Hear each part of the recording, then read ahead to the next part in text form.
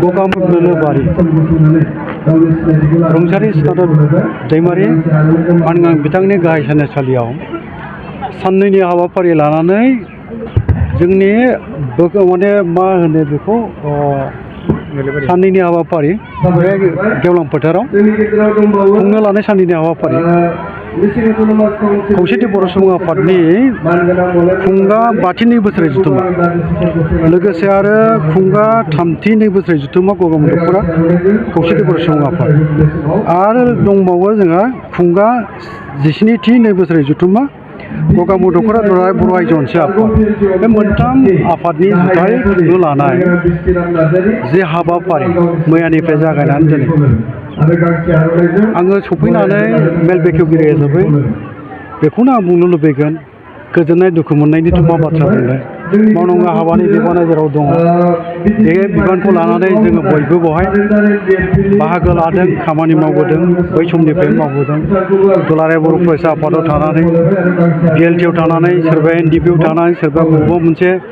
माहारि आफादाव थानानै खामानि मावबोदों मावगासिनो दङ दा बाथ्राखौ आं बेखौ बुंनो लुबैदों जे जोङो जि थांखि मिजिंखौ बिथा खालामनानै खामानि मावबोदों बे दिनैबो जाफुंसारजोबाखै दाबो जोंनि थांखिया आद्रा जानानै दङ बेखौनो जों बुंनांगोन बर'नि मोनथाम राजखान्थियारि जि दाबि दुलाराय बर' फरायसा आफादनि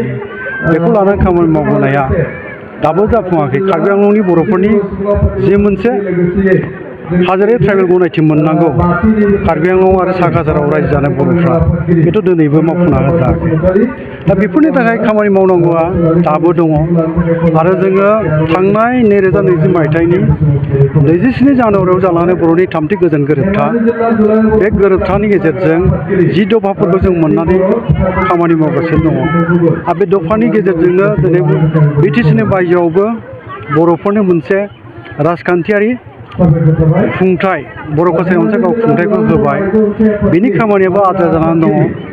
आद्राया बेनो बुंनांगोन दाबो जोंनि गामिफोरखौ फोसावाखै बर' कसारि अनसाय गाव खुंथायनि सिङाव गामिफोरखौ फोसावाखै आरो गामि फोसावैखाय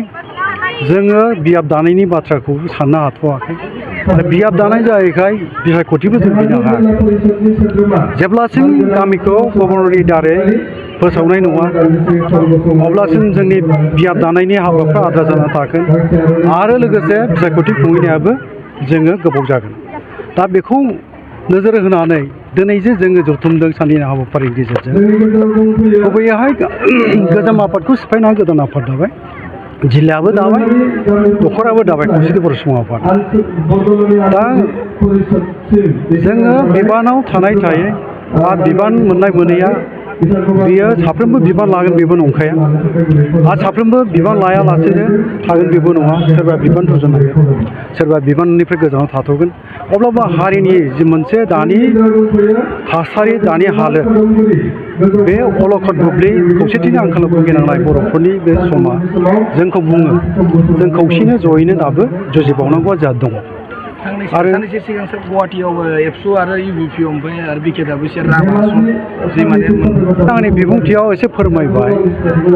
बे रायलायनायल' जाथ'नानै दङ रायलायबावगोननि बाथ्रा होदों आरो बे रायलायनायनि गेजेरजों बेखौसो आङो मोनदांबोदों सरकारा जोङो खौसेयै जुजिनो रोङाब्ला खौसे जानानै नारसिनो रोङाब्ला गेलेलांनायनि मोनसे लामा आङो मोनदांनो हादों नुदों ओंखायनो जोङो बर'नि 3थि गोजोन गोरोबथानि 10 दफाफोर दङ मावफुंजायो बेखौ मावफुंहोनांगौबा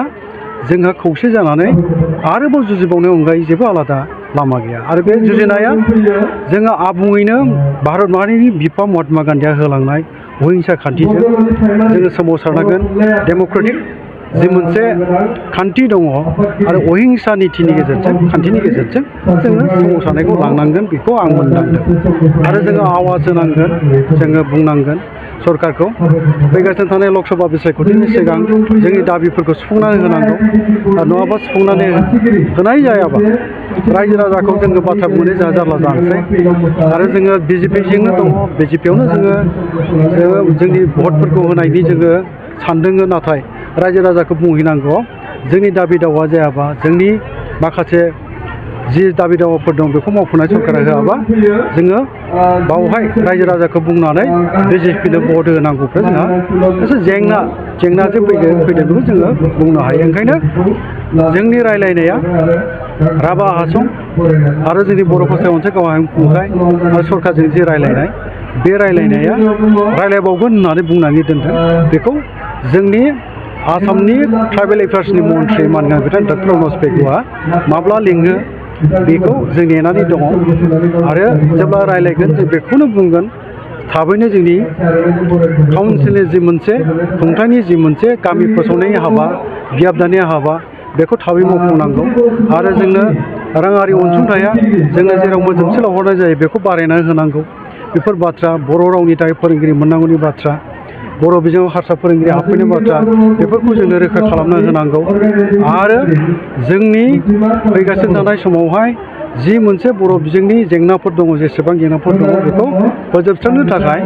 सेपारेट डाइरेक्टरि बर्ड जेखौ माबानांगौनो जोंनो खुलिना होदों नाथाय बेखौ दाबो बावहाय जोङो बुंनांगोन जोंनो मावथिफोर जायखौनाखि इंराजियाव अफिसियेल्स होनो बेखौ जोंनो होआखै रां होआखै। ओंखायनो जोंनि बर'नि सेपारेट डाइरेक्टर बर्ड जायखौ बुंनाय जादों बड' आरो आदार ट्राइबेल लेंगुवेजेस होननानै बेनि खामानिया जेबो गोजोनथाव जायाखै बेखौ मावफुंना होनांगौ बेखौ जों बुंनो आरो मोनसे जाहैबाय बर'फोरा जोङो गोग्गानो हागौ जे जोंनि बर' बिजों बा बर' राव बियो थांनाय 2003 मायथाइनि 10 फेब्रुवारियाव बिएलटि भारत सरकार आरो आसाम सरकारजों सावरायनानै बेखौ 90% सोनो हाबाय नाथाय बिनि बाहायनाया दुलाराय आसामावनो जों बाहायनो हाया दाबो आरो बेखौ मोनसे एसोसिएट सेरफांगुरि बाजार शोरूमा क्रिसमासनि धमाका अफार लाबोदों। क'क्राझार जिल्लानि सेरफांगुरियाव थानाय फुंखा एन्टारप्राइज बाजार शोरूमा 15 डिसेम्बरनिफ्राय 31 डिसेम्बरसिम क्रिसमास धमाका अफार आरो एक्सचेन्जनि खाबुफोर होगासिनो दङ। नोंथांमोना सेरफांगुरियाव थानाय फुंखा एन्टारप्राइज बाजार शोरूमजों लोगोसे कुसुगाव फेस्टिभ आउटलेट, सराइबिल फेस्टिभ आउटलेट, चिरां जिल्लानि सान्तिपुर फेस्टिभ आउटलेट आरो धुबरी जिल्लानि थामाहाट फेस्टिभ आउटलेट ब्रान्च शोरूमावबो खुंफुंजानाय क्रिसमास धमाका अफार एक्सचेन्जआव फैनानै नोंथांनि लुबैनाय बाजाजनि बाइकखौ लांफैनो हागोन।